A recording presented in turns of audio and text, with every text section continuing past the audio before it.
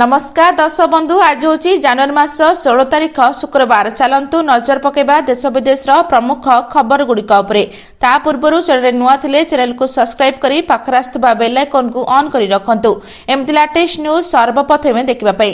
तेबे आसंतु आज दिनर गुरुत्वपूर्ण खबर गुड़िक नजर पकेबा। आजर प्रथम खबर आउ 2 दिन लगी शीत लहरी। आज 11 जिला को येलो वार्निंग जारी। राज्य में पुणी हाड़भंगा शीत अनुभूत हो। उत्तर पश्चिम तथा उत्तर दिगरू ठंडा सूक्ष्म वायु प्रभाव बढ़ी आहरी शक्तिशाली होछि। यह प्रभाव में 17 तारिख जाए पूरा राज्य को थराई बसित किंतु पश्चिमा झड़ प्रभाव में 18 रु पाग मेघुआ एवं यह तापमात्रा बढ़ावा सह शीत कमिजिब। पाणीपाग विशेषज्ञ एभली पूर्वानुमान करछंती एवं शुक्रवार राउरकेला झारसुगुड़ा रे पारद 5 डिग्री रहीपारे बोली पाणीपाग विभाग आकलन करिछि। फुलबाणी 6, अनुगुल, केउंझर, सुंदरगढ़ में 7 डिग्री रहीपे। राज्यर अधिकांश स्थान में रात्र तापमात्रा 10 डिग्री तले एवं याठारु सामान्य अधिक रहीपे। तासह शनिवार आभ्यंतरण उपकूल ओडिशार अधिकांश स्थान में भीषण शीत अनुभूत हो बोली पाणीपाग विभाग पूर्वानुमान देखाइछि बोली सूचना रही। परवर्ती खबर आरबीआई रे बंपर नियुक्ति 10th पास करथिले आज ही करंतु आवेदन मिलिबो मोटांकर दरमा। 10th पास युवक युवती भारत रिजर्व बैंक आनी सुवर्ण सुजोग। आरबीआई 562 ऑफिस अटेंडेंट पदवी पे विज्ञप्ति 2026 जारी करछि। 10th पास करथिबा युवक युवती माने एथिपई आवेदन करि परिबे। ए विज्ञप्ति 15 जनवरी 2026 रे rbi.organization.in रे ऑफिशियल वेबसाइट रे प्रकाशित होइछि। जो 562 ऑफिस अटेंडेंट पदवी पे आवेदन आमंत्रित कर एवं आग्रही योग्य युवक युवती माने opportunities.rbi.organization.in को जाई आवेदन कर परिबे। आवेदनर शेष तारीख 4 फरवरी 2026 रही बोली सूचना रही।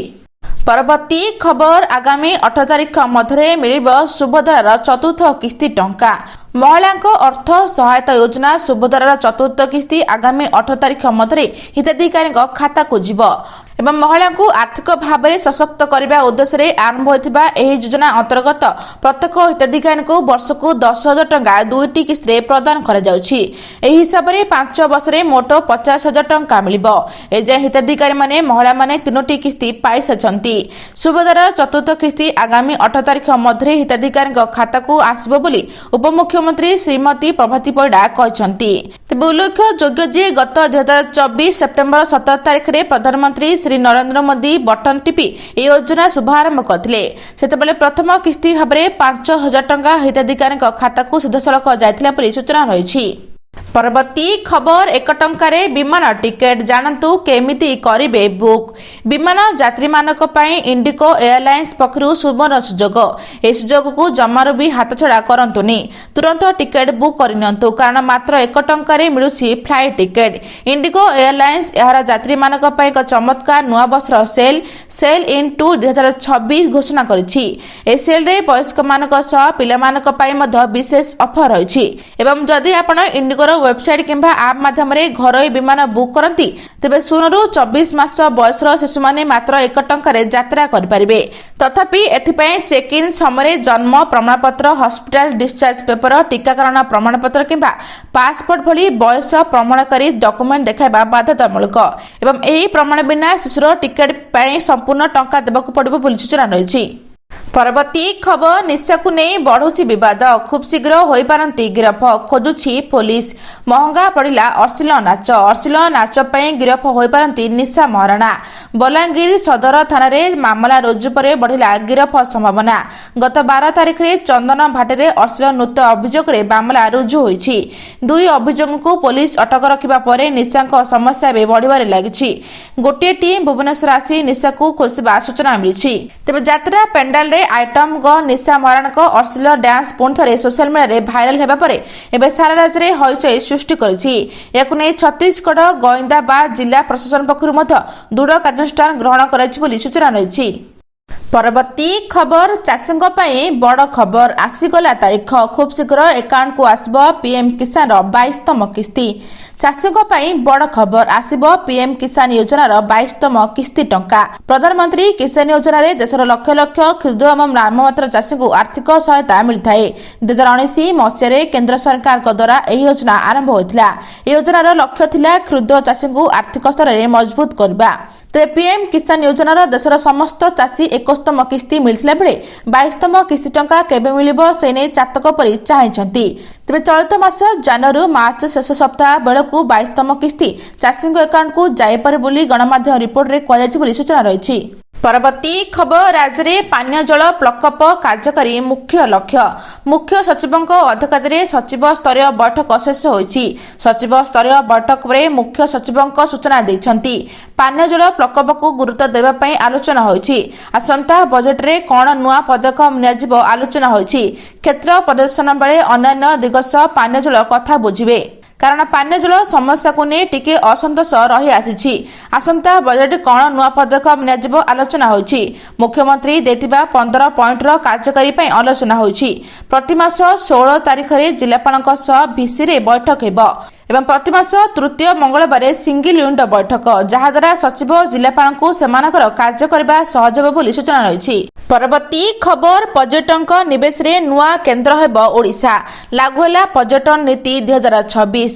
ନିବେଶକ ଓ ପର୍ଯ୍ୟଟନ ପ୍ରେମୀଙ୍କ ପାଇଁ ବଡ଼ ଖବର। ଖୁବ୍ ଶୀଘ୍ର ଭାରତର ଏକ ବଡ଼ ପର୍ଯ୍ୟଟନ ନିବେଶ କେନ୍ଦ୍ର ହେବାକୁ ଯାଉଛି ଓଡ଼ିଶା।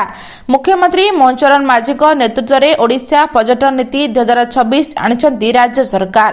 ଏ ନୂଆ ନୀତି ମାଧ୍ୟମରେ ନିବେଶକମାନଙ୍କ ପାଇଁ ସହଜ ନିୟମ, ଆକର୍ଷଣୀୟ ପ୍ରୋତ୍ସାହନ ଏବଂ ଦ୍ରୁତ ଅନୁମତି ବ୍ୟବସ୍ଥା ରହିଛି। ଏଥିସହ ବିଶେଷ ସୁରକ୍ଷା, ସଂସ୍କୃତି, ଐତିହ୍ୟ, ପର୍ଯ୍ୟଟନ ଉପରେ ବିଶେଷ ଗୁରୁତ୍ୱ ଦିଆଯାଇଛି ଏବଂ ପର୍ଯ୍ୟଟନକୁ ବିକାଶ କରି ନୂଆ ନିବେଶ ଆଣିବା ସହ ରୋଜଗାର ସୃଷ୍ଟି କରିବା ରାଜ୍ୟ ସରକାରଙ୍କ ପ୍ରମୁଖ ଉଦ୍ଦେଶ୍ୟ।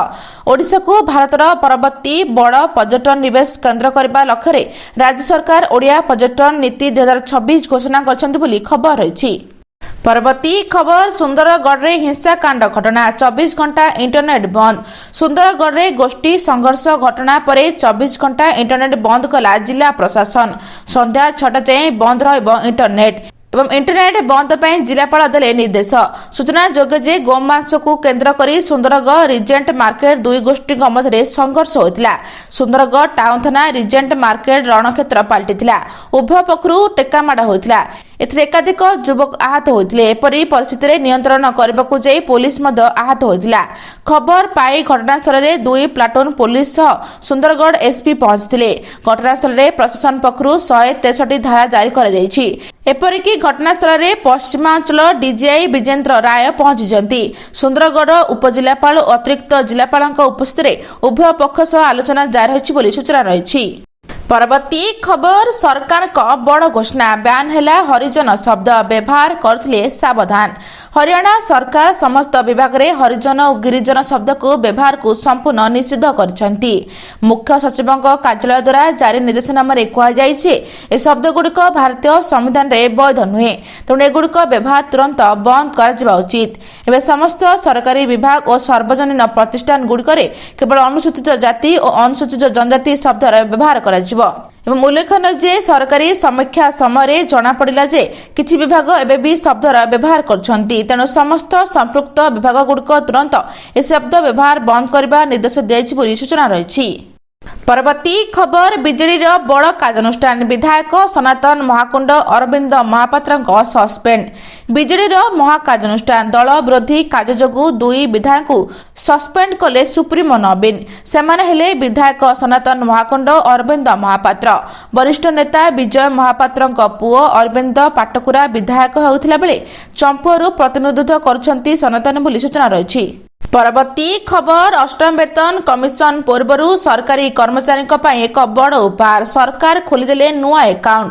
ଅଷ୍ଟମ ବେତନ କମିଶନ ଲାଗୁ ହେବା ପୂର୍ବରୁ କେନ୍ଦ୍ର ସରକାର ଏହାର କେନ୍ଦ୍ରୀୟ କର୍ମଚାରୀମାନଙ୍କ ପାଇଁ କିଛି ଗୁରୁତ୍ୱପୂର୍ଣ୍ଣ ଖବର ଘୋଷଣା କରିଛନ୍ତି।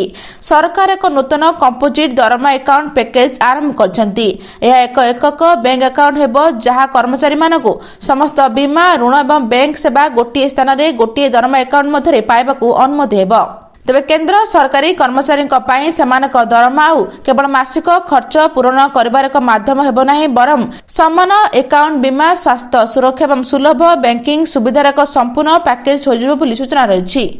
आज एतिकी दर्शक बंधु भिडियोटी भल लगे चैनल को गोटे लाइक करी सब्सक्राइब करी शेयर करने जमा भी भूलु ना। रहुची नमस्कार।